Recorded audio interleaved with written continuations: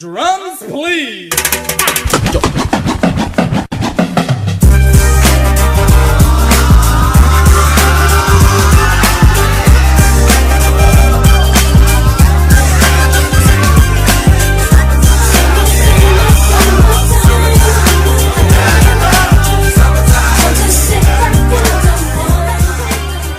Ladies and gentlemen, welcome to the Bulletcast, we're about the number 42nd Sports Recreational Podcast, but we are the only sports recreational podcast. It is simply just too sweet. I'm your host. I'm the Podfather, and I know you're wondering, why did I open with Summertime by DJ Jazzy Jeff and the Fresh Prince? Because the biggest party of the summer is this Sunday, and I'm excited. But ladies and gentlemen, more importantly than that, we are podcasting in my estate, and I am joined by my tag team partner. Ladies and gentlemen, he's the reigning, defending, undisputed Bulletcast heavyweight champion. I got the Canadian Destroyer Brandon in the building. How's it going, man? It's going okay. I had a rough day yesterday. Oh, man. But it's okay. Are you okay? I went golfing, and unfortunately there decided to be a hole in my golf cart, so I lost my keys. Oh, I know. So what? Did you retrieve them at all, nope. Or they're just gone? So if you find a set of keys at SkyWest Golf Course in San Lorenzo with a stripper keychain as well as a Jack Daniels bottle opener, contact the front desk and they'll call me. Oh my goodness! So you had spare keys? Of course, that's how I got here. Oh, of course. Oh my God! Yes, if you find Brandon's keys, please return them. All right, ladies and gentlemen, let's start it up outside of the ring. So we started off with some really sad news. Jim the Anvil Neidhart unfortunately passed away a few days ago at the age of 63. Of course, Jim was a member of the Hart Foundation, the tag team back in the 80s that went one-on-one with the Brain Busters and the Killer Bees and the Bushwhackers. Then he had the new foundation with Owen Hart in the early 90s, and then the late 90s, that new Hart Foundation with him, Brett, Owen, Pillman, and the British Bulldog. Of course, the Anvil was the father of Natty Neidhart, who we know and love. But Brandon, you took a picture with them. You were on Total Divas as you plug on this podcast. Tell us what it was like meeting Natalya and Jim. Well, I mean, since it was for Total Divas, there was the cameras there, so it was a little bit weird because they made us all sign the non-disclosure, or not the non-disclosure agreements, the agreement to allow your likeness to be on TV. Yes.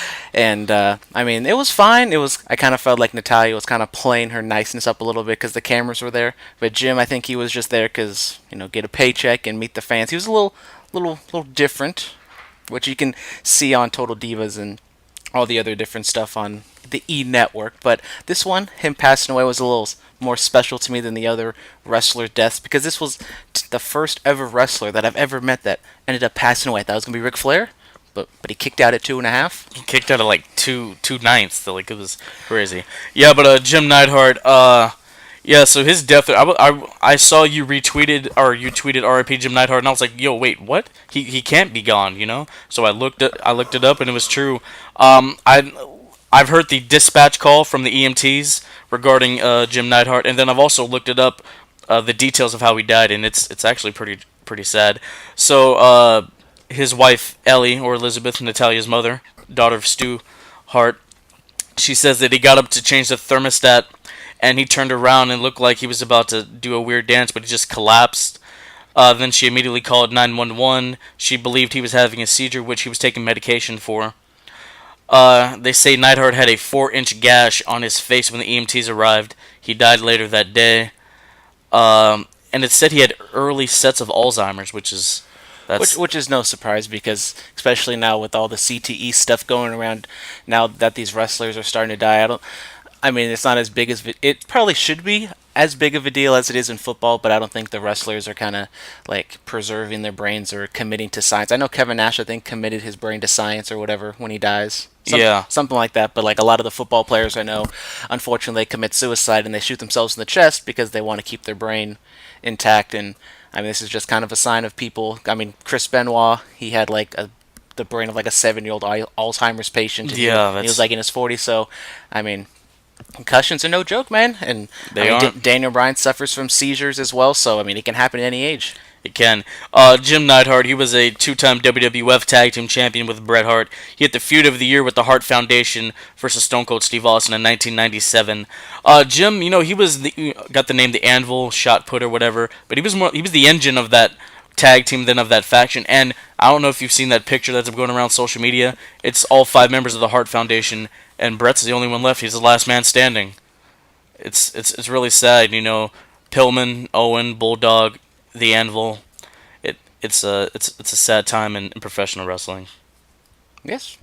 All It right. is, unfortunately. Some more sad news. Wasn't really a wrestler, but she had a great performance at WrestleMania 3 with her rendition of America the Beautiful. R.I.P. to the Queen of Soul, Aretha Franklin, died earlier today. Now, this day isn't really good, Elvis died 41 years ago today. That's August. Didn't she also perform at WrestleMania? Was it 22 I think it was like, in Detroit? was it like 23 or Whichever 22? whichever the one was in Detroit. Yeah, The one with Trump. Yes, 23. Yeah, she performed at that one as well. R.I.P. to Aretha Franklin. You will be dearly missed. All right. On a lighter note, New Japan and Ring of Honor, they sell out Madison Square Garden the night before WrestleMania 35. This is really big news. I don't know when's the last time another promotion besides WWE sold out the Garden or even ran the Garden. Thoughts on this? I mean, I talked a little bit about it on my Under the Radar podcast, I think. I don't even know. It's been such a long time.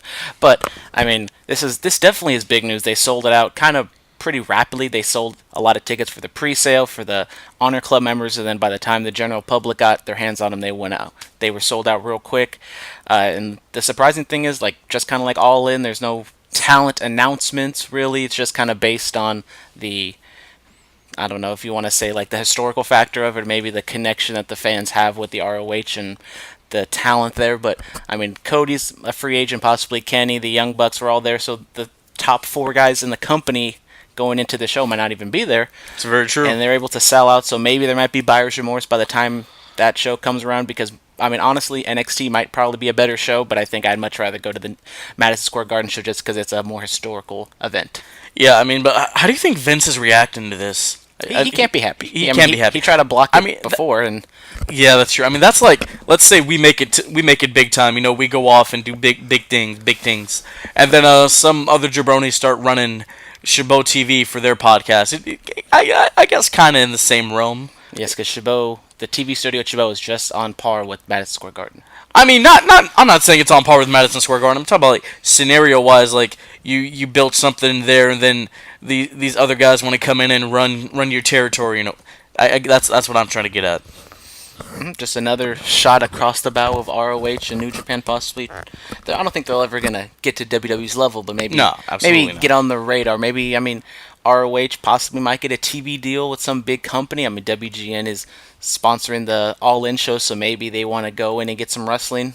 I mean, they've had it before. WWE, maybe, one big TV deal, especially with all the money that was thrown at WWE. Maybe another company like ROH. Probably not New Japan, because New Japan's always going to be another Japan-based company. But ROH, I think, can possibly rise up in the ranks. And Impact's coming too. Don't sleep on Impact. Impact's on the come up again. I don't know. We'll see. But congratulations to Ring of Honor and New Japan for selling out the Garden. All right. So Cody Rhodes throws shade at Triple H. He tweeted, "I'm the game now," obviously referring to the selling out of All In, and then with Madison Square Garden selling out for ROH and New Japan. Is Cody kind of on that next level, on that upper echelon of talent now? What do you mean? Okay, what do you... In the game level of saying, he's the guy that's kind of quote-unquote running wrestling in a way? I mean, I don't know. I'd honestly say the Young Bucks would be above Cody Rhodes, just because I feel like the Young Bucks have more of a connection to the fans. They're better wrestlers. They have better matches. Cody, he's, I know you love Cody. I'm not the biggest fan of him, but, I give him props. He's, done well, probably better than he's ever done in WWE. He's made a whole bunch of money doing his own schedule. I mean, I'm not going to knock the guy for working hard, but I'm not going to sit here and say he's, the top guy in the indies right now. Very true. I mean, Cody, he set the standard to where if you leave WWE, you are going to do the Cody Rhodes model, which is a very high standard to achieve. But yeah, I mean, Cody, he's become a very big deal. Is he the game? I don't know. Hunter's always going to be the game in my book. All right, Nick Aldis, who is the current NWA World Champion, he says he holds in his possession the real World's Championship when he was on Busted Open with was it Dave Lagana or Dave LaGreca? I don't know. It's LaGreca, I think. Yeah. They were talking about the NWA title that Triple H has in his office. He has all the World Championships or whatever. And so, thoughts on Aldis saying that he has the real one in his possession? Now, do you mean the real one? You mean like the physical World Championship, or does he mean like it's the best championship in wrestling right now? I think he means best championship in wrestling. I mean, I can't. There's no way. It probably goes. Probably goes WWE, then IWGP, and then maybe NWA, probably ROH or Impact is thrown in between somewhere. I mean, because I look at it like Hunter, he has the physical one. Harley Race has said he hit somebody over the head with it. That's why there's that dent on the bubble of the title. I don't know. I mean, people are saying Aldis is a real traveling world champion, and sure, he goes all these little indie shows around the country, and then over in the UK, and he wrestled Colt Cabana in China in front of God knows how many people. So, I mean, sure, yeah, he's traveling. He's trying to. There's a certain prestige being brought back to that title. I'm not knocking Tim Storm. He had a great story, but people are paying attention more now that Nick Aldis is champion. Yeah, and I think if Cody does end up winning an All-In, I think that can give a pretty good eye to the NWA promotion. Him traveling around defending it at APW shows or anywhere else he wants to go. Nick Aldis, once again, I mean he's fine. I think Cody Rhodes is definitely a better fit for the championship. He has the lineage with his father. He's a bigger star. He can, put it on being the elite. They can have a storyline that way, and he can have it. I mean, maybe he brings it to a New Japan show, and he can defend it in Long Beach or something. Defend it at Wrestle Kingdom, And you can just have a bunch of different things. And I mean, maybe if Cody holds on to it and he kind of brings it up a little bit more than what Nick Aldis has already done, and he's done a great thing on his own, I think the NWA might be, maybe 2 or 3. I don't think anybody's surpassing WWE or the IWGP Championship anytime soon. No. All right, you alluded to this on your Under the Radar show last week. I listened to it. CM Punk is being sued by Colt Cabana for $1.2 million in legal fees. This has everything to do with the podcast they recorded nearly 4 years ago discussing Punk's frustrations about leaving WWE, and this was a part of the lawsuit that Dr. Amon, no one really knows what his name is. Even the lawyers said different ways to say it. Yeah, the WWE doctor who sued Punk for defamation of his name, and then Punk told Colt Cabana in a text message, "You'll be 100% covered," and then now Punk's telling Cabana to split the legal fees, and hey, you're on your own, pal. Yeah, I mean, all we really know is kind of Cabana's side at this point because he's the one that filed the paperwork to sue him. Obviously in the paperwork on Cabana's side, it's going to make CM Punk look bad. We don't know what Punk's side of the story is, but it's kind of a sad sight to see these two best friends in wrestling kind of having to go at each other. We thought they would be inseparable. They were together on the lawsuit, we thought, but yes. I think there probably was some sort of dissension at that time because I think already by that point Punk said he was going to pay for his legal fees because I think at first Punk was going to pay for Cabana's legal fees with Punk's team kind of covering Cabana as well, but then after he said no, that's when Cabana got his own lawyer and stuff like that. I mean, we have to wait and see what exactly happens. I kind of listened to, my boy Wade Keller does a podcast with Todd Martin. He's a lawyer, and he was kind of skeptical of saying that Cabana has much of a case here because if it's a breach of contract, there's no real contract in saying, okay, I'm gonna pay these fine, or I'm gonna pay your legal fees, unless you put something in writing or you say oh. Yeah. I don't know. Yeah. I'm not a lawyer. I just play one on TV. So I just play one on TV. I just play one on air. It's. I guess the rule is, I guess the lesson learned here is never do podcasts with your friends. Yep. Good thing we're not friends. Wait, what do you mean? Well, you just said that. Oh my god. I was just saying it for on it. Oh my god. Oh. I'm a little wounded right now. I need a moment. Good thing I'm looking at Renee Young on TV. Congratulations to Renee Young by doing commentary on Raw. By the way, we're gonna get into that. All right, Randy Orton is being accused of showing his junk. So this is a really, really interesting one. I heard about on the internet, and I didn't know how to react to it. So what was this guy's name? I forgot his first name. I think it was Bauer. Court Bauer. Court Bauer. You don't know who Court Bauer is? MLW. Come on. I'm not paying attention really. Come on. I'm looking at I'm looking at all these other promotions, man. All these other platforms. Anyways. So yes. So this is the statement he gave. For every new writer that would show up, he would come into the room, put his hand down his pants, and pull out his Fang. his his genitals, touching himself. Then say, "I'm Randy Orton." His viper. His viper. His apex Anyways, predator. no, this isn't a joke. It's serious. Yes, it's serious. And then say, "I'm Randy Orton. Shake my hand." Oh, you don't want to shake my hand? You're big leaguing me? That's effed up, man. Should I tell Vince and Stiff that you won't shake Randy Orton's hand? So yeah, that's the statement he gave. I don't know, man. Would Orton really? I mean, we've heard the story of him pooping in bags and stuff. Would he really? I mean, nothing shocks me in the wrestling business. People do dumb stuff like this all the time. I mean, if he does do this, if he's done this in the past, if he's done it multiple times, I don't know how you're going to exactly find out unless you go through every single writer that they've had the past 10 years and ask him if he's done this. But, I mean, obviously this, especially in the climate we're in, any climate we're in, you're not supposed to just whip out your thing, touch it, and, force somebody to basically, touch your thingy. Yeah. The story went on that during those incidents, writers would continue to feel uncomfortable as Orton would cut a promo on them while remaining exposed. Bauer said he avoided the situation as Stephanie McMahon walked into the room at the time Orton was reaching into his pants. Bauer said the story was true when asked on Twitter Friday, adding in a separate tweet that he has no, I guess, qualms with Orton, whatever that word is. He doesn't have a problem with them, personally. Oh, yeah. Well, I mean, you said nothing shocks you. I mean, there are still things that shock me in wrestling, like, yo, this guy really did this, come on now. I would hope Orton would never do stuff like this. He was really reckless and disrespectful in his youth, but he's older. Well, I mean, he's older, he's wiser. I would hope that he wouldn't do this. I don't know. I don't have a clear stance on this one. I think if there is clear evidence that he's done this multiple times, even maybe once, I don't know. I mean, maybe you just draw the line, you fire him. Yeah. But this would really, take a stand, especially with their whole women's revolution type thing.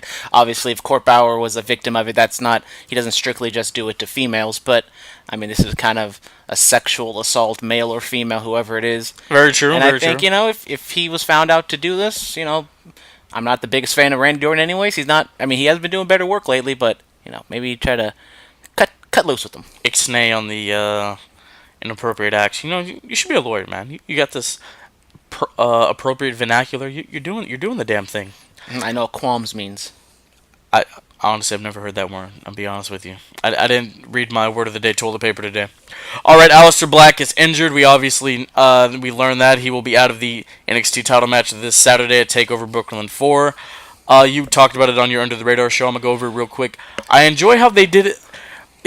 How they presented it on the fly. That's another praise to Triple H, how they can just do this on the fly with pre-taped stuff already being aired.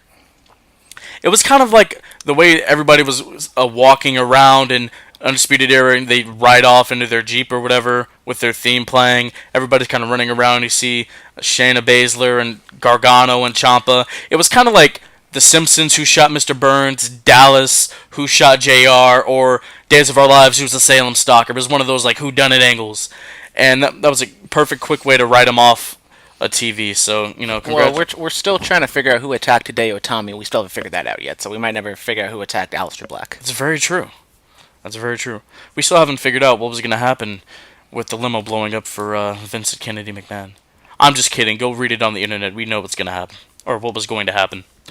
Alright, so moving on from that, there is a new NWO video. It is Kevin Nash, Scott Hall, and the Hulkster himself back in the black and white. They're back. Hall saying we haven't stirred up trouble in a while. They have a replica Big Gold World's title. Hogan spraying the NWO letters on him. What does this mean? I don't know. I'm going to be honest. I haven't seen the video. We speculated, was it last week, about something coming in October? It's a few weeks ago.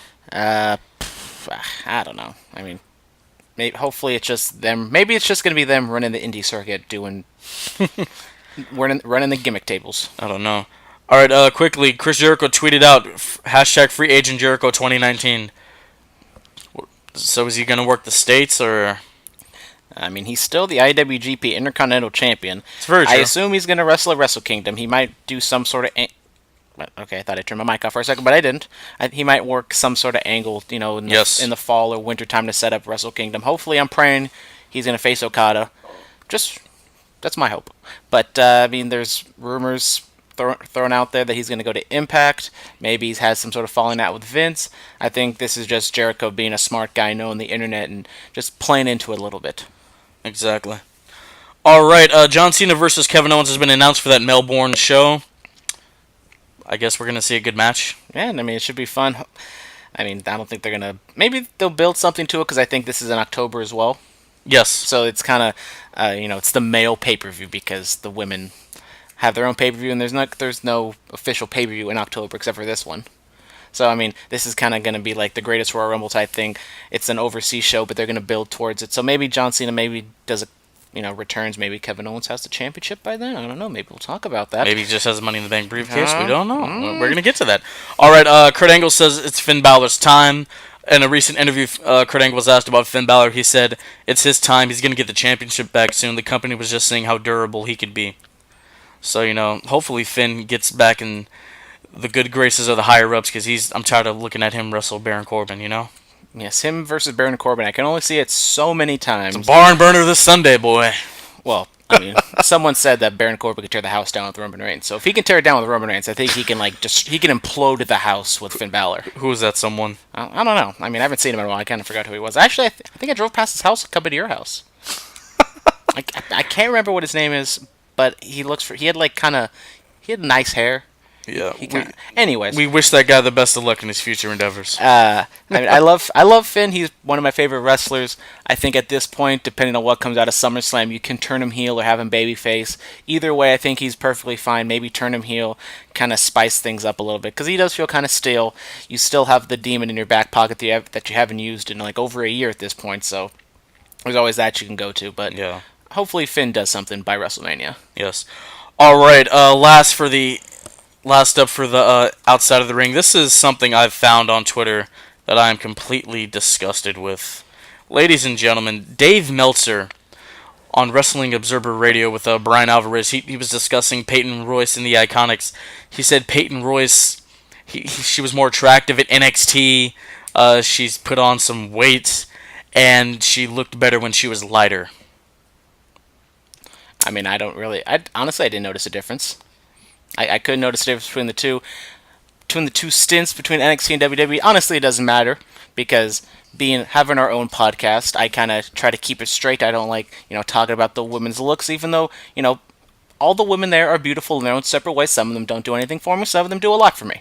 But I just don't want to keep that off the air. Yeah. And especially with somebody like Dave Meltzer, who's the biggest guy in wrestling, talking like that. And I mean, luckily, the wrestling business, all the wrestlers came to Peyton's defense and kind of gave him the business. I have some tweets here. He's been under fire quite rapidly.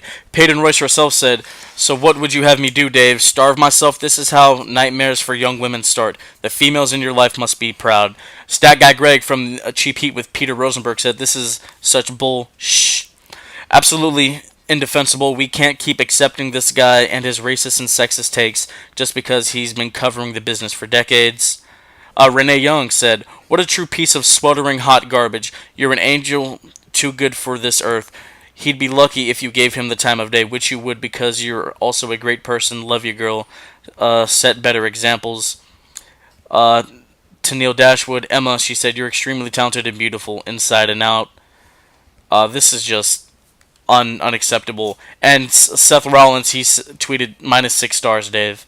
So, I mean, it's disgusting to me. There was racist undertones with this, saying she looked better lighter. Like, what's wrong with being darker? I think she meant her weight. No, he said she was lighter too, like saying she looked better lighter. I listened to the audios. I thought that meant lighters and weight. No, I'm pretty sure they meant weight. No. I knew exactly what Big Dave meant. I mean, if people want to keep praising this guy for his star rating system, and I mean, the guy's giving Kenny Omega 8 stars every time he laces up his boots, so it's like, whatever. No, it's because Kenny knows psychology. Yeah, he had to read a book to learn it. Yeah. But he's the best at it. I mean, psychology? Come on. That's why he gets so many stars. My boy John, I don't know. It's all in them. Anyways, pumas. we have a long list ahead of us. We do. All right, inside of the ring, Tanahashi wins the G1. Congratulations. Yes, him and Kota Ibushi absolutely imploded the house down. Yes. It was an amazing match. They told the story of Kota Ibushi trying to defeat his god in Tanahashi, and Tanahashi, being the old man, I kind of call him the John Cena of New Japan. He's the top guy, but he's a little past his prime at this point, but he can still go. Tanahashi had a great G1, 7-1-1, and his match with Okada I thought was fantastic as well. Yeah. From the G1, I recently just watched what was it? Kenny versus Kota. That was cool. It was fine. But congratulations to Tanahashi. They put this with the guy that they have faith in. So I guess it's going to be him and Omega. Never know. They always defend the briefcase. Something could happen. That's very true. But I think at this point, if you told me before the tournament that they were going to go with Tanahashi against Kenny, I mean, I don't think I would have been all that excited for. But I think they've done a good job of building up Tanahashi as kind of trying to go for one last run at it. Yes, very true. All right, Jack Swagger, we all remember that guy. He wins the ASW Championship, his first title since leaving WWE. Congratulations to Big Jack. Gave us a sound drop, might play it, don't know. And Kevin Nash, Big Daddy Cool with all this NWO talk. He wins the BTW Championship. That BTW? No, I'm talking about the good BTW over on the East Coast. Oh, yeah. Okay, shots fired there, buddy. He wins that championship. Congratulations. I have nothing wrong with the BTW in Newark. Who? They were good to me. Who? Go watch my chemo interview and documentary. Who? Shout out Jules. Shout out Jules. All right. Ladies and gentlemen, it is time for the fan mail segment. Uh-oh. Oh, I know, right?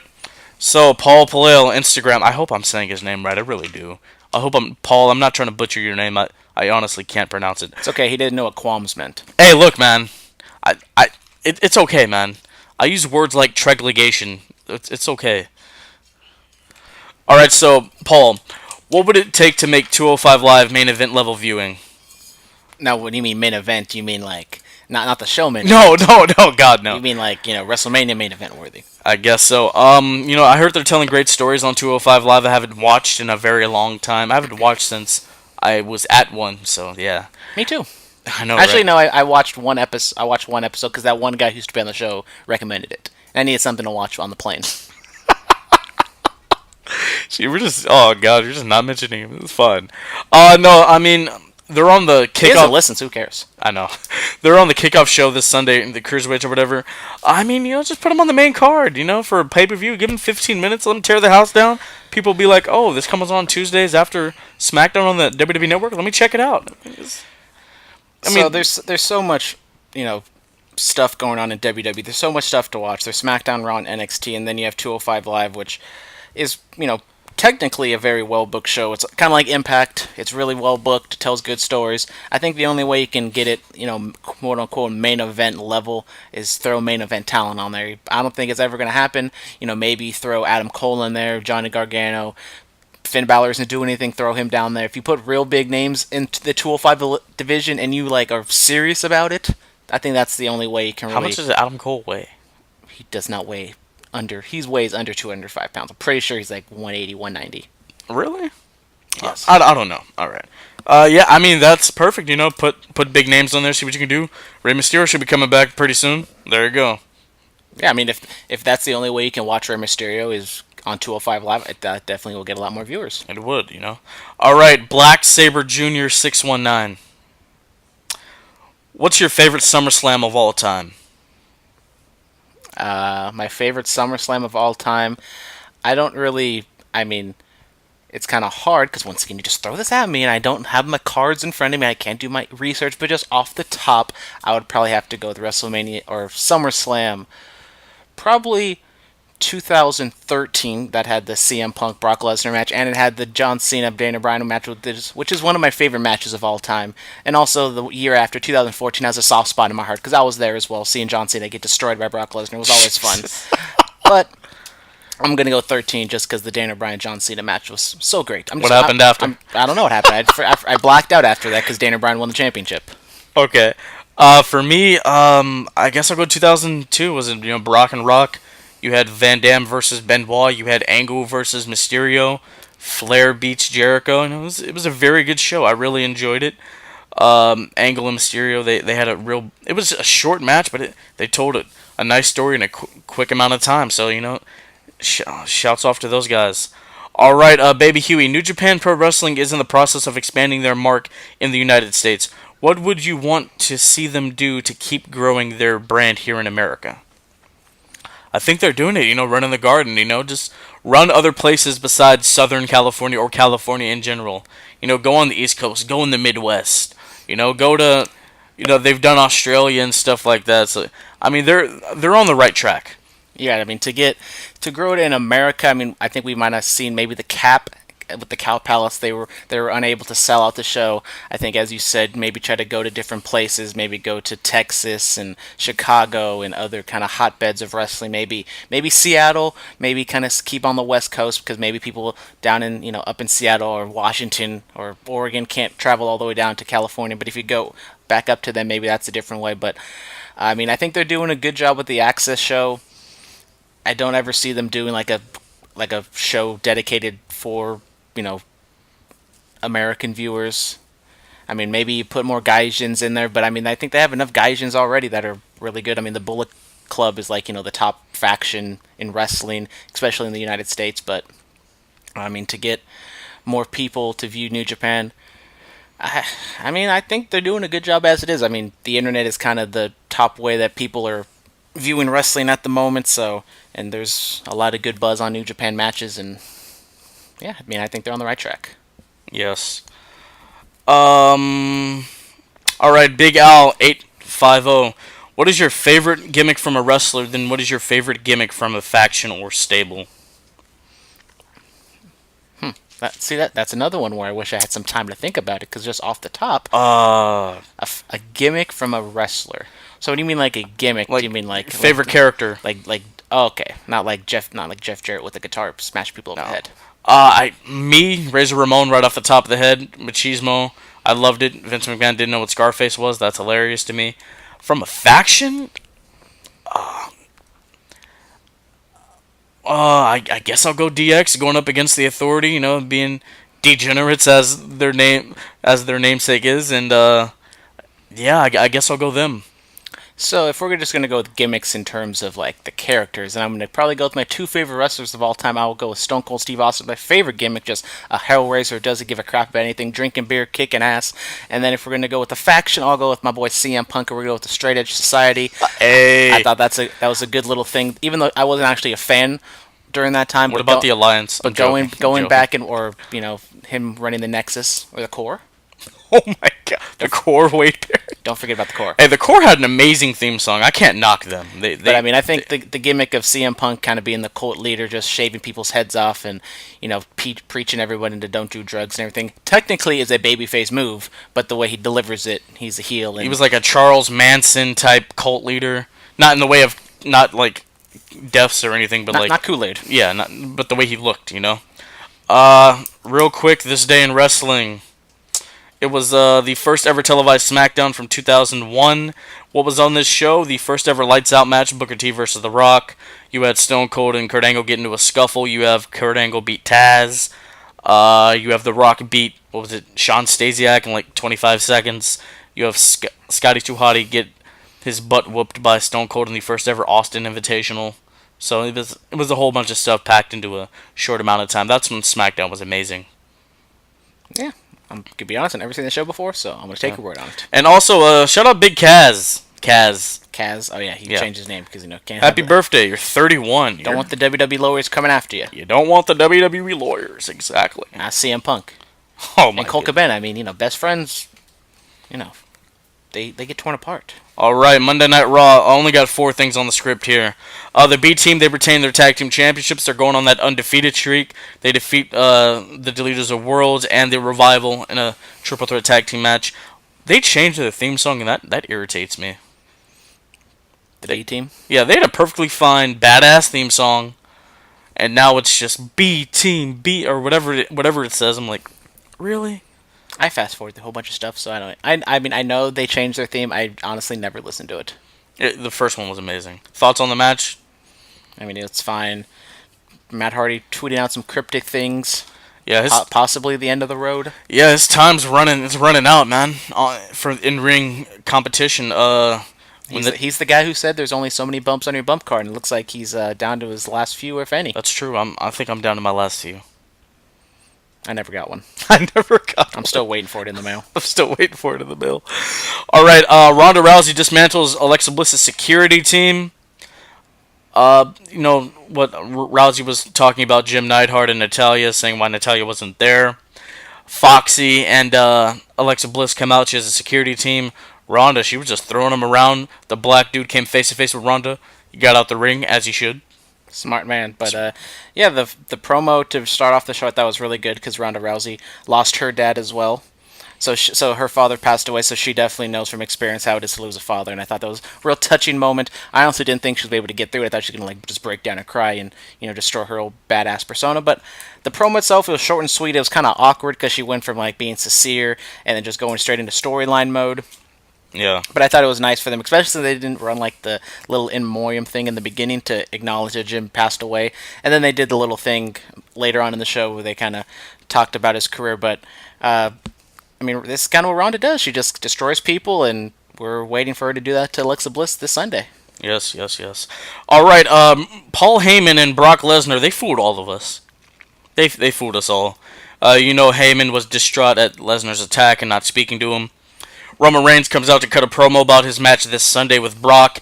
Heyman comes out there discussing the scenario that he's in, and Heyman pepper sprays Roman Reigns, only for Brock Lesnar to make his way down to the ring and just assault Roman and hit him with an F5. Yeah, I'm a little torn on this segment because in the moment, I thought it was a good segment from Paul. I thought he delivered a great promo once again, him speaking in Samoan or Tagalog or whatever the dialect is. I don't know, but I thought that was a great segment. I thought the turn on it was interesting, but then when I thought it was oh, they just kind of had the only thing that was really interesting to me in this match. They kind of took it away, possibly Roman teaming up with Paul Heyman. I don't know. They could still get us. Paul Heyman pepper sprayed him for a good 30 seconds, and Roman's going to go back and team up with Paul Heyman. Somebody said there was legit pepper spray, and I'm I don't believe that. I'm pretty sure that was just gimmicked with water. Or, yeah, I'm pretty sure it was soda or something, whatever. He's not actually going to get pepper sprayed on television. Come on now, people. I mean, pepper spray is no joke. If you get pepper sprayed, you ain't going to see for a couple minutes at least. The amount he sprayed of a couple days. Mm-hmm. The big dog has beautiful eyes. You don't want to mess with those. You don't want to mess with those big Pensacola eyes. But you know what Brock Lesnar screamed to Roman after he left?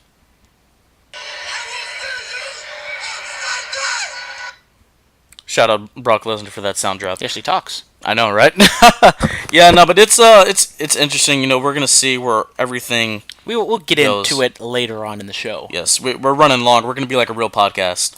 Oh boy. I know, right? All right. The biggest thing from Monday Night Raw: Dean Ambrose is back. He returns. The closing was Dolph Ziggler negotiating the contract in the ring with Kurt Angle with Drew McIntyre by his side.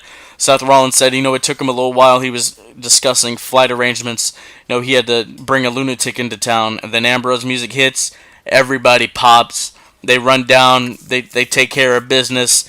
Dirty deeds on McIntyre. And we close Raw with the fist bump.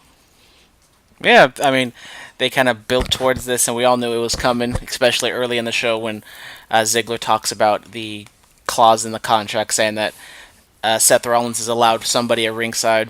We all knew Ambrose was coming. It was just a matter of if it was going to be today or if it was going to be Monday or if it was going to be Sunday. And they went for this. They went for the Raw. Great pop, huge pop for Ambrose. Ambrose coming back looking jacked. Reminds me of Tommaso Ciampa. Just came back and looked amazing. Yeah, he looked really good. Shaved his head. Not. The jury's still out on the look at the moment. I think physically he looks great.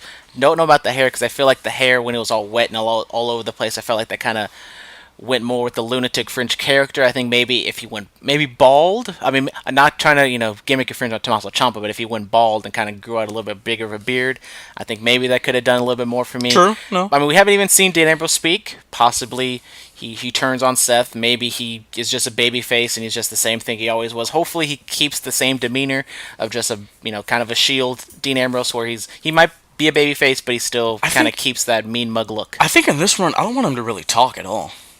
No, you have to let him. He's No, he can. I'm saying he can say like I'm not like just long drawn out promos. Like he can say like a few sentences or a few words here and there. I don't want him to just like go for it and speak all the damn time. Well, I mean, if you remember back in the day, I mean, Ambrose was the leader. No, he was the mouthpiece of the Shield. I know. Yeah, but even then, they weren't cutting 20-minute promos. They were like little 45-second snippets. That's very true. I'm saying like short, simple, and sweet to the point. Yeah, I'm interested to see what Ambrose does. Hopefully, they don't stick him and Rollins together. I mean, honestly, I might be hoping for a heel turn just to see Ambrose turn heel. I think we've been waiting for that for a long time. He's been a babyface ever since the Shield breakup. And I think doing something like that can really shake up his character, especially being back. I mean, when you want a heel turn is when the babyface is almost at his hottest, and this might be the hottest Ambrose has been since being in the Shield. Yes, very true. I'm excited to see what Ambrose does this Sunday. All right, ladies and gentlemen, Smackdown Live. So, Becky. My girl, give me that Becky. Yes, and Charlotte, they defeat Mandy Rose and Sonya Deville. Nice match, simple. Shout out Mandy Rose and Sonya Deville. They have a YouTube channel where they try out donuts. Yes, I didn't realize glazed donuts. Glazed donuts. I didn't realize I haven't been on SmackDown in quite some time. So absence does make the heart grow fonder.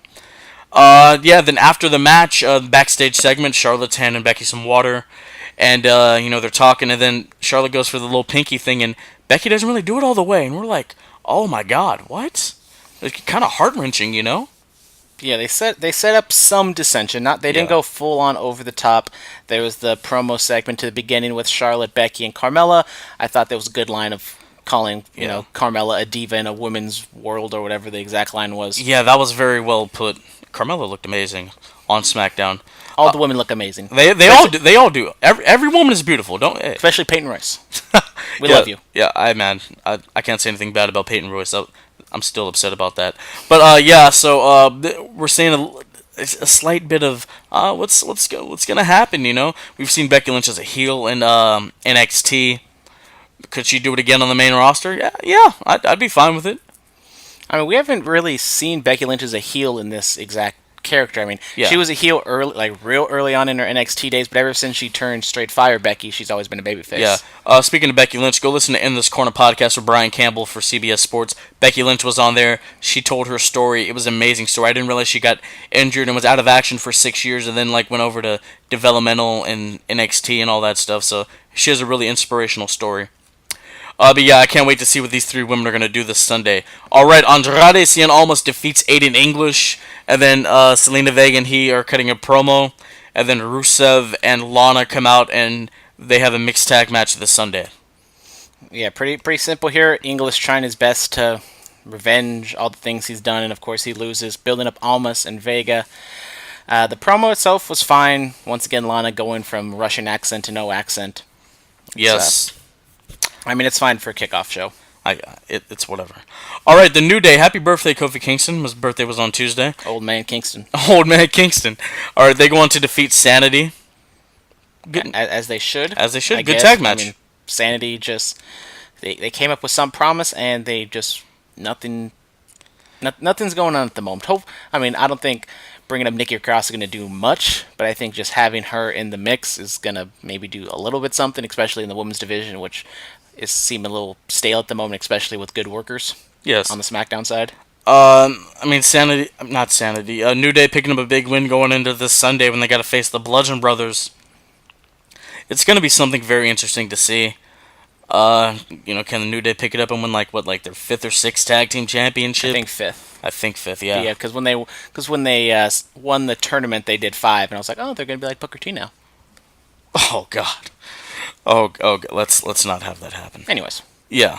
What do you think about Sanity? Where are they going to go from here?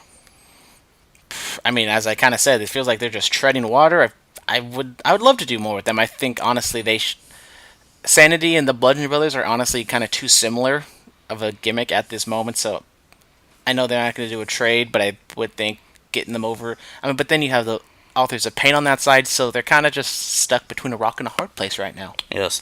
All right. My boy Jeff Hardy, he goes on to defeat Shelton Benjamin, 2 former Intercontinental and United States champions, going at it. And then after the match is over, Shinsuke Nakamura makes his way down to the ring, tries to assault Jeff. Jeff hits him with a Twist of Fate and a Swanton Bomb, getting some real momentum heading into this Sunday. But Randy Orton Easiest paycheck he'll ever have in his life. Man, I don't know. I think Andre had some easier ones, just walking out there and raising his hand. But anyway, yeah, Randy, he was just behind, kind of like the curtain side backstage area, where he was just like lurking and looking at Hardy from afar, and it was creepy and it was uncomfortable, and I'm like, what is going on? Well, that's what Randy Orton apparently likes to do, is make people uncomfortable. Oh, Allegedly. Allegedly. yes. All right. This I was really excited for this. A special look at Bryan versus Miz. They did it with video packages 3. They talked about NXT. They talked about Talking Smack. They talked about Bryan's comeback. This was very well done. Yeah, all the way around, they definitely touch on everything. This definitely helps with the I guess less educated viewers who don't really know a whole bunch about their history. I thought they did a good job. It was able to, fill up at least 10 to 15 minutes of TV time, and it was entertaining, even though I knew everything that they were talking about. And then especially the last part where they kind of did their last ditch effort to cut a promo on each other. I thought that was good. I thought Miz's promo was very good. Yeah. This, they didn't have to be in the arena. And video packages, they work well, people. Especially with this story where it kind of just tells itself. Yeah. I mean, I don't know if I'd say it kind of lived up to my expectations or it can be as hot as it could be, but I think they've kind of done the best. Still no word on Daniel Bryan's contract. He was on Sam Roberts today, and he asked him straight up, are you re-signing or not? And Bryan, he deferred to answer, so. I mean, Daniel Bryan's a smart guy. He knows what he's doing. He said he's like 95% sure, but then there's that, you never know. I mean, he's doing something with WWE 2K. He's the showcase mode superstar for that. That doesn't mean anything. It's very true. But I think right now at the moment I'd probably put my money on him re-signing. Yeah. But as much as I would like him not to re-sign, I think.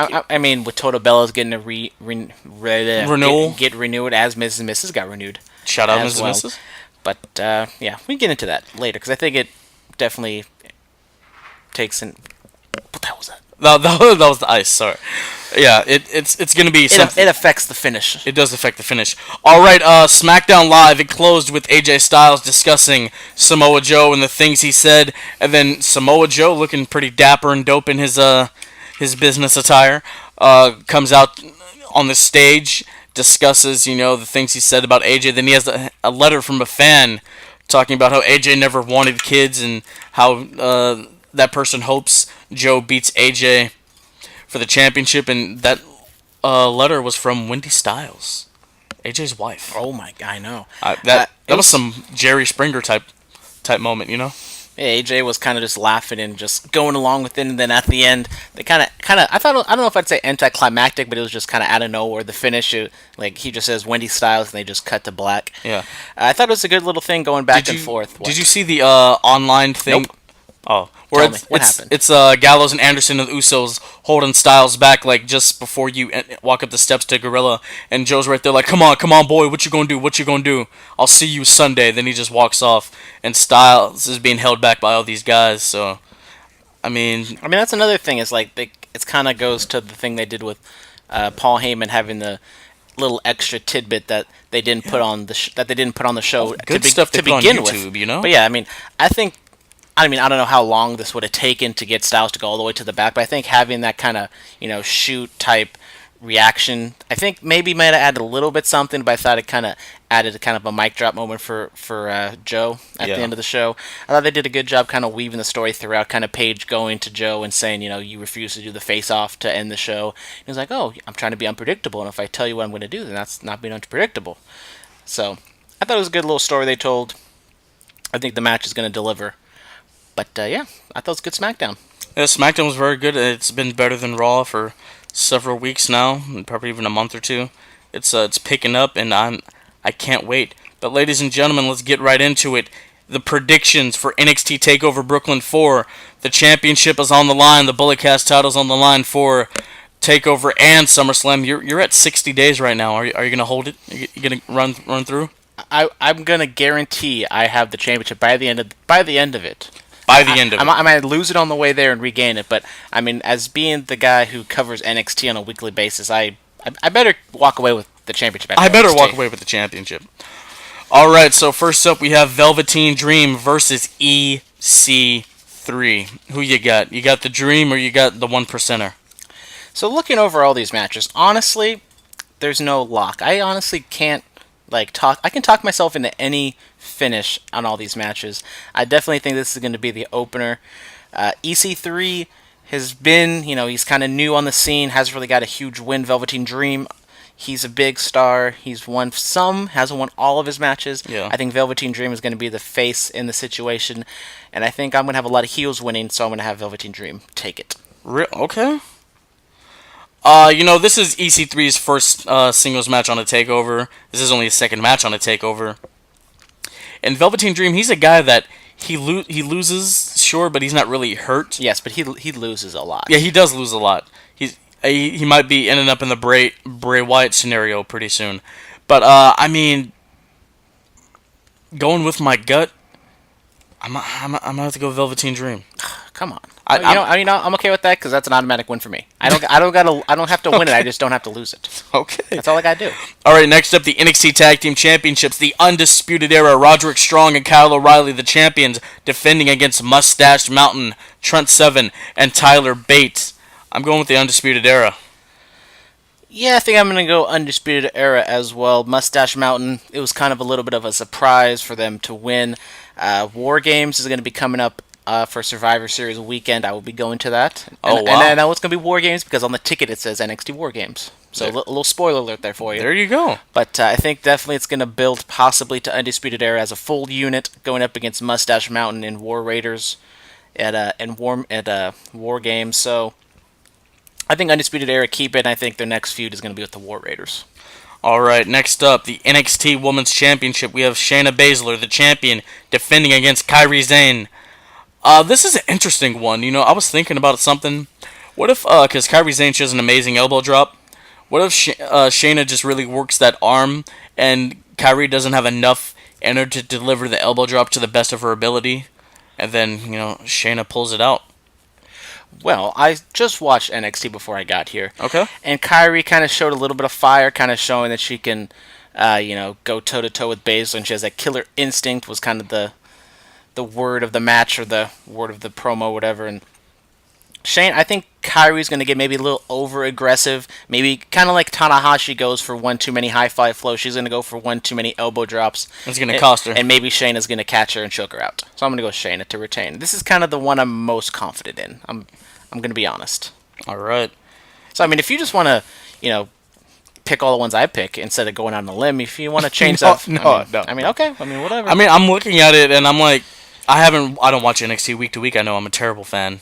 Terrible, but Shayna, she's in a hot spot right now. I haven't seen what Kairi Sane's been doing, so I don't know if she'd be the right person to take it from her. I really want Candice LeRae to be the one to take it from her. I think Candice is definitely the one to go face to face with her. I keep saying this on my show. I really want it to be Candice against Shayna at Survivor Series, being that it's in LA and Candice has such ties to the LA area. I think that'd be a great match. Not saying she'd win, but I think just having that match would be a great setup for maybe a WrestleMania weekend performance. I'm going Baszler because I don't know what Kairi's really been doing. That's just the safe nets pick. All right, next up, this championship I care about a lot. I care about it more than the Universal title. The NXT North American Championship, Adam Cole, baby. Actually, I got to do it justice. There we go. He's defending against Ricochet. I'm going Adam Cole. Well, okay, we will have our first. It looks like this is going to come down to this match because I'm going to go with Ricochet. Really? To defeat Adam Cole to be the championship. I think as of this moment, all the champions are heels. And coming out of this, I'm going to have mostly heels, so that's kind of tipping my hand at who I think is going to win the main event. So I'm going to think Ricochet is going to win. I think Ricochet, he beat Velveteen Dream. Still hasn't really been that top-tier guy that I think he can be. Adam Cole, they've done some good things on the NXT TV, but the North American Championship, it's kind of like the Universal Championship, to be honest. It's kind of there, but you don't really see it all that often. It's not defended a lot. I think Ricochet being the sole babyface champion in the North American Championship can be good things. I'm going to go with Ricochet. All right. So I'm going out on a limb on that one. Okay. All right, the NXT Championship. Tommaso Ciampa, he is defending against his former tag team partner Johnny Gargano in a last man standing match. I didn't think they could top the first one. They did. So this third installment of this heated rivalry, I don't think it's Johnny's time. I'm going to go with Tommaso Ciampa just since it is a last man standing match. I thought going into it, even with the triple threat, I thought Ciampa was going to walk away with it. NXT doesn't really do short title reigns. I think him holding on to it at least to maybe Royal Rumble, I think that's probably... I mean, I don't know where they're going to go. If they're going to... I think the money is Johnny Gargano pinning Tommaso Ciampa for the championship, but I think just as right now, maybe telling the story of Ciampa just kind of skirts away with it at the end. It's a last man standing match. You can do some sort of screwy finish to where, I always kind of go back to, what was it, John Cena and Bray Wyatt, where or was it Ryback where we threw something on top of him, and that's how he was able to get the 10 count. Wasn't that Del Rio and Big Show? Well, something like that. Yeah. And it was just they can do something like that, but I think Tommaso Ciampa's going to walk away with the finish and get the championship, or defend the championship. Like I am. Like I'm going to be. Oh. All right, well, the second event that the title's on the line for is SummerSlam, the biggest party of the summer. So let's jump right into all of this. All right, kickoff show. We have Andrade Cien Almas and Selena Vega going up against Rusev and Lana. Aiden English is always an X factor. Don't know what he's going to do. Is he going to screw up? Is he going to turn on somebody? I honestly don't know, because he can go either way. Both of these guys have kind of not gone as high as I think they should be. Rusev should be over, especially on the kickoff show. It's going to be a hot crowd. I haven't really gone over all the picks, so I can't really weigh out babyface and heel dynamics. So, you know what? I'm just going to go with Rusev and Lana. Why not? Happy Rusev Day. I got Almas and Vega. All right, there we go. Already off to a split. I know, right? All right, next up, the Cruiserweight Championship. My boy Cedric Alexander versus Drew Gulak on the kickoff show. I'm going Cedric, Me too, just because I don't know anything that's going on, and I'm just going to play it safe and pick Cedric. Yeah, I feel like the person who should take it away from him is Buddy Murphy. I honestly don't know, because I don't watch the show. So I'm not going to pretend like I do. That's very true. I'm not going to give some hot take that I don't know anything about. All right, the guy who's John Wayne Tough and James Dean Cool, Finn Balor, is going up against Baron Corbin for the final time. It better be. Finn Balor, just beat him. That's who I got. I better be Finn Balor. He has the history at SummerSlam, so why not? That's very true. Hopefully he wins, or else I'll be very mad. Of course. All right, so I just found this out today. The Raw Tag Team Championships will be defended. The B Team is going up against the Revival. I'm going Revival. I think B Team squeak out with it again, especially since it's kind of their gimmick at the moment. Revival's getting a little bit of a push. They got the push when Bobby Lashley and Roman Reigns were doing their thing, but since then, I think they're just Vince loves B Team, and I think they're gonna keep it for the moment. I think the B Team are just gonna be fun loving and have the time of their lives until Authors of Pain come out and just absolutely kill them. All right. Well spoken there, guy. All right, the United States Championship, Shinsuke Nakamura defends against Jeff Hardy. Shinsuke. I think Shinsuke, I'm not going to say it's obvious, but I think it's a safe pick, especially with Randy Orton not being on the card. He's going to get involved somehow. Either it's going to backfire, or he's just going to straight up, get Jeff Hardy. Jeff Hardy, stood tall by the end of the show, so that's always something where they, have the babyface go over on the day before, knowing that he's going to lose at the pay-per-view, so I'm going to go Shinsuke. All right, the Money in the Bank briefcase. Braun Strowman, the Monster Among Men, he's the holder of the contract, going up against Kevin Owens. I'm going on a limb and saying KO. Yeah, you can go either which way. Do you do the Kevin Owens thing? And I'll go Braun Strowman. Why not, just to be different? All right. I think we're gonna have, regardless of who the champion is, I think we're gonna have some sort of cash in from one of these guys. All right, ladies and gentlemen, the 7th match on this amazing card. The SmackDown Live Tag Team Championships. The Bludgeon Brothers, Harper and Rowan, are the champions. They're defending against the New Day. Xavier Woods, Big E, Kofi Kingston. We don't know which one of those guys, or which pairing of those guys will be in the match. Who do you got? I definitely think it's going to be the Bludgeon Brothers. I think they're just kind of kept strong at the moment. New Day is New Day. Uh, it's just I don't know who you put to beat the Bludgeon Brothers eventually, but why not? Just keep it the Bludgeon Brothers. All right. I think maybe they'll be motivated to do something. Maybe they'll have a decent match, but SummerSlam's so long at this point. Was it gonna be 4 or 5 hours? It's gonna be way too long. Yeah. It's gonna be 5 hours probably, and it's gonna be terrible. I think Bludgeon Brothers, New Day, they got the big win, but I think they have something else in store for whoever they decide to take the titles away from the Bludgeon Brothers. Could be the Good Brothers. We don't know. Shout out Carl Anderson. Welcome to a newborn son. Was like a week or two ago. All right, the Raw Women's Hot Asian wife. the Raw Women's Championship. Alexa Bliss is going up against Rowdy Ronda Rousey. This should be fun. Ronda's gonna tear Alexa Bliss's arm off. We're all gonna enjoy it. You know she's gonna win though, right? Number 4, Armbar. Shout out Chris Jericho for that WCW drop. Do you really? Is it Ronda Rousey's time? Yeah, it better be. I mean, she's kind of. How much heat would Alexa get if she won? I mean, she's gonna have to cheat. I think obviously. I don't know how she would cheat. Smack her with the back of the head with the title. I think. Well, you can do some sort of disqualification, but even then, Ronda Rousey would still technically win. Yeah. So I'm gonna go with Ronda. I'm gonna be safe and choose Ronda. I mean, I definitely don't think Alexa ain't gonna win clean. I don't think she's gonna win at all. Either she's gonna get disqualified, or she's gonna just outright lose. I think. I don't know if you can stretch this out to Evolution, but maybe gets. I don't know. I don't know. I think Ronda being there a whole lot is definitely a safe pick for her to be a champion. She can be there at least every other week and do something. Yes. Until Natalya turns on her. Yes, absolutely. All right, ladies and gentlemen, the Intercontinental Championship. Dolph Ziggler has Drew McIntyre. He's the champion in his corner, and he's going up against Seth freaking Rollins with the returning Dean Ambrose in his corner. I got Seth. I got Ziggler. I'm hoping that Dean Ambrose turns on Seth and that kind of distracts Seth, and they can go on to have a feud together. I mean, they've feuded so many times, but hopefully, but now this time Seth is going to be the babyface and Dean's going to be the heel, and that'd be a different dynamic. Yeah, they've feuded in singles competition. They feuded over the WWE Championship when Seth was world champ back in 2015. So it's gonna be very interesting to see where they go.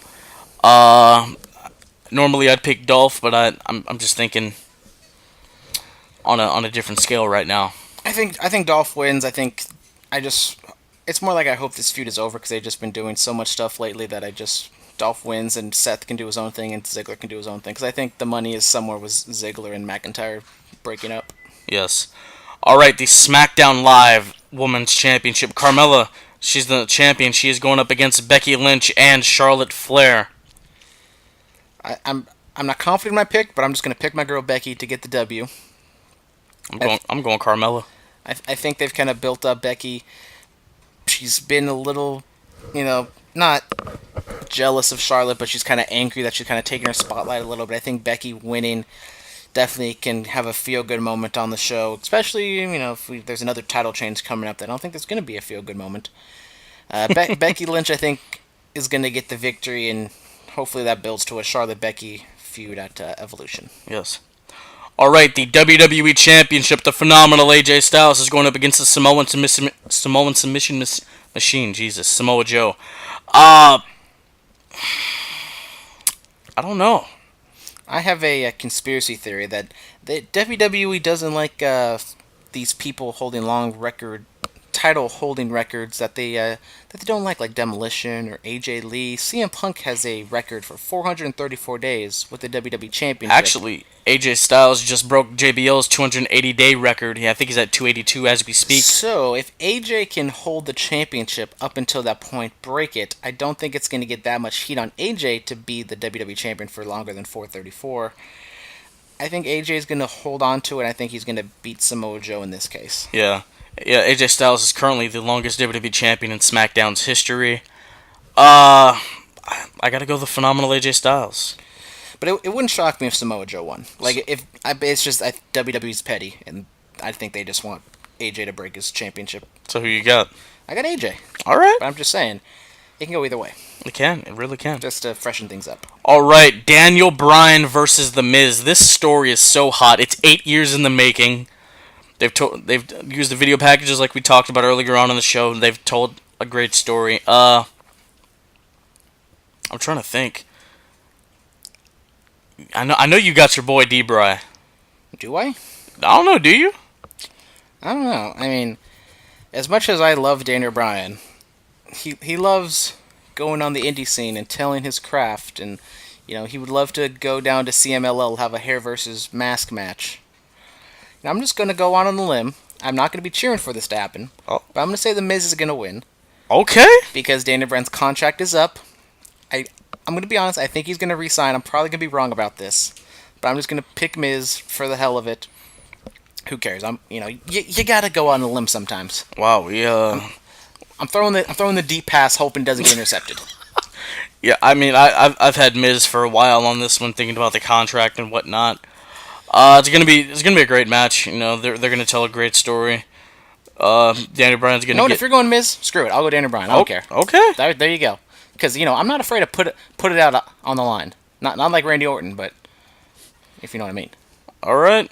You got my boy D. Bryan. My boy D. Bryan. Oh, your boy D. He can't be my boy. No, he's mine. He's mine. I know Daniel Bryan doesn't have the best of luck at SummerSlam, but I think it's going to change. Oh yeah. All right, ladies and gentlemen, this is the one. This is the one the world is talking about. It is the Universal Championship match. Brock Lesnar, who is at this time of this recording been the Universal Champion for 500 days, he's defending against Roman Reigns. This is my yard now. It's his yard now. Hopefully, because I'm getting sick and tired of this Brock Lesnar Roman Reigns feud. And it's been 3 years in the making. I was there for the first one at WrestleMania. I'm tired of it. Just get it over with and have Roman win. I'm thinking they're gonna maybe blink a little bit and have Roman lose to a cash in from somebody, either be it Kevin Owens or Braun Strowman. Don't be shocked if that happens. But I thought with Paul Heyman being out there and possibly turning on Brock and feuding with Roman, that was something to keep me interested at this moment. I think you just plow through it, try to keep it like a Brock Lesnar Goldberg match, just hit all the big moves, get in and out in under 10 minutes. Yeah. I don't know. There are rumors swirling that Brock Lesnar might stay, but are you really going to keep Brock Lesnar the champion so he can possibly hold both UFC and Universal Championships? Yeah. I mean, it's a shoot fight. Brock Lesnar, to be honest, might not even be the favorite against DC. DC's a great fighter. Brock Lesnar has the power. DC might have the wrestling advantage. This might all blow up in their face if they have Brock Lesnar go out there and lose, and then you have the Universal Champion, even though we all know it's fake, but I'm going to go with Roman. Just get this over with. Yeah, I'm thinking of it should have happened at Mania. They swerved us. Greatest Royal Rumble didn't happen, so it has to happen at SummerSlam. You can always do Brock. Goes away. He ends up winning the UFC Championship, and he can come back and face Roman Reigns at, God forbid, WrestleMania. Yes.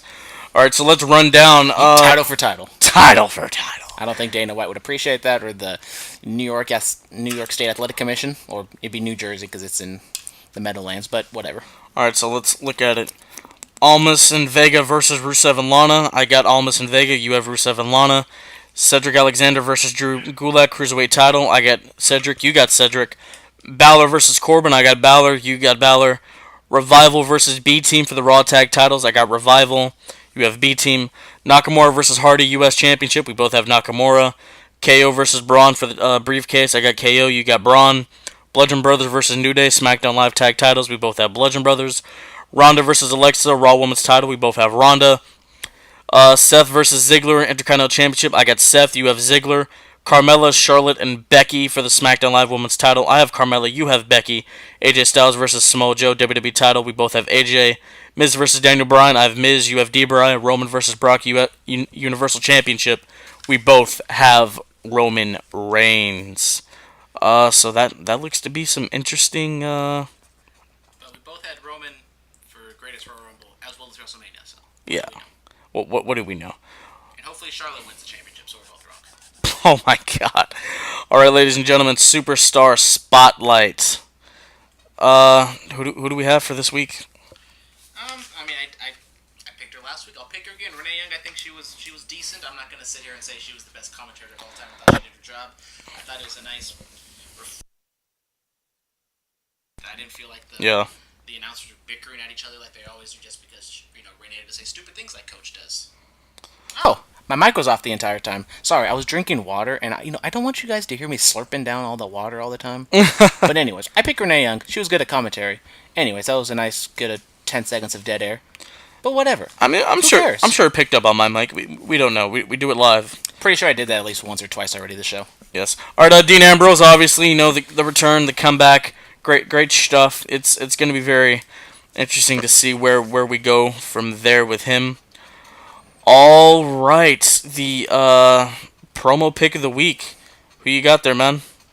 So, unfortunately, I had to make this pick. It is a SummerSlam pick. This was the Hart Foundation backstage promo at SummerSlam 1990. Jim Neidhart and Bret Hart backstage. Fire and Ice type promo. Jim is all over the place, crazy with his his menacing laugh, and Bret Hart just cool, calm, and talking about how they're going to face Demolition. They don't know which two members of it they're going to face, kind of like a New Day type thing. This was actually one of the promos that was featured in the little in memoriam video segment that they had on Raw. So so just go and look up the Hart Foundation SummerSlam 1990, only like a 2-minute promo, just quick, simple, and it really shows you the dynamic that they had, especially early on in their career. Yes. I watched it. It was good, you hit all the key points, the menacing laugh, Bret being cool, calm, and collected as Bret normally is. Bull bomb and belected. Shout out YG. What? Yeah, it was a fine promo. All right, ladies and gentlemen, the match pick of the week. Randy Orton versus Chris Benoit for the World Heavyweight Championship, SummerSlam 2004. We all know what happens here. Randy Orton goes on to become the youngest World Heavyweight Champion in history. Benoit was intense as he always was in the ring. Sharp chops, sharp suplexes, working really stiff. Orton, he was young, 24 years of age. He was fluent as all hell. It was great. It really was. It was a nice match. And then what proceeds later on, Evolution turning on Orton. Thoughts? Once again, another example of WWE being petty and breaking one of their own records just to spite someone who they don't like in the company. This might have been a little premature crowning of Randy Orton, but they just kind of gave him the title just so he can lay claim to be the youngest world champion before Brock Lesnar. I mean, but Brock was, 22 when he won it? So, he was 25, my bad, yeah. So that's one of the main reasons why they gave the title to Randy Orton here, just because this was right after Brock leaving the company, and he was crowned the youngest champion early on at WrestleMania. So, yeah. Yeah. All right, ladies and gentlemen, please follow us on Twitter at BulletCast. Follow YouTube, subscribe, The BulletCast. Instagram, The BulletCast. Email us, please. SummerSlam 2002, not WrestleMania. I'm dumb. Yeah. But I corrected myself, okay? Yeah. Email us, bulletcast2 as in the number 2, sweet SWET at gmail.com. We are on 99.9 FM KW in Watsonville. Listen to us there every Friday from 10 to 11 p.m. We're on iTunes, Stitcher, SoundCloud, TuneIn, Google Play. We're all over the damn place.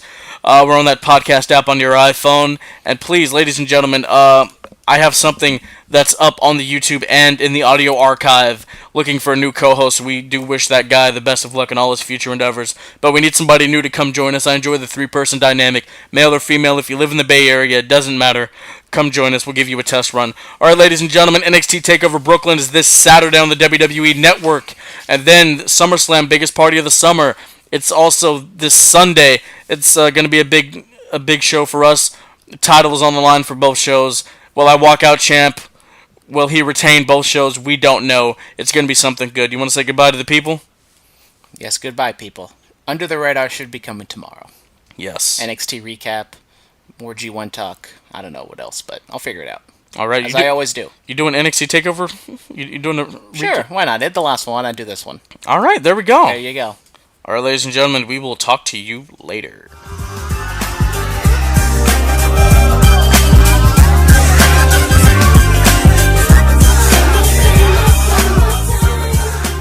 This has been the BulletCast. Thank you for listening.